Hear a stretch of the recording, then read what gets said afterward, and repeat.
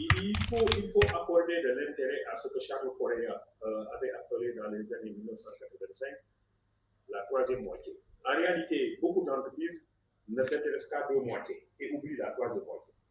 La première moitié, c'est le capital, donc la richesse financière.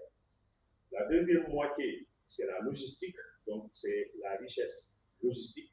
Mais la troisième moitié, c'est les ressources humaines.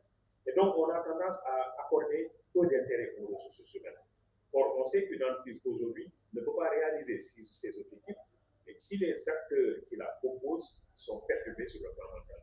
En conséquence, il faudrait évidemment qu'en termes de médecine du travail, on intègre la problématique de la santé mentale. Donc, il est important que dans les entreprises, on accorde de l'intérêt à la santé mentale parce que justement, quand les personnes sont perturbées dans leur lieu de travail, elles ne sont plus productives.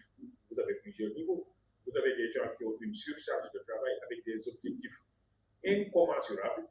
Ils ont des difficultés pour réaliser ces objectifs et pour exprimer un certain nombre de craintes par rapport à leur avenir professionnel à l'intérieur de l'entreprise.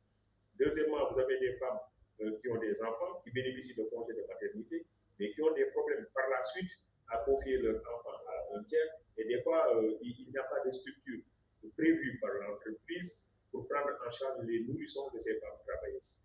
En conséquence, donc, c'est des crèches d'entreprise. Toutes les entreprises n'ont pas prévu ça.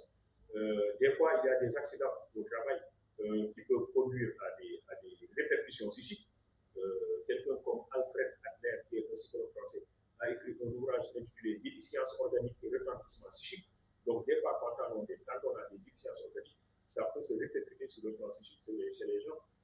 Alors, toutes ces choses-là devraient être prises en charge par l'entreprise à travers une médecine du travail qui soit inclusive. Une médecine du travail qui ne se contente pas seulement des maladies somatiques, des maladies organiques, mais qui tient compte aussi de la santé mentale. Je crois que c'est la meilleure façon d'être sûr qu'un mécanisme de santé efficace est mis en place par l'entreprise et que cela permet à l'organisation de faire de bons rendements. Oui, j'ai accordé beaucoup de crédit au travail effectué par Adiatou Diallo, qui me semble être un élément excessivement important qui nous permet de voir la santé mentale autrement et de nous réorganiser au niveau de notre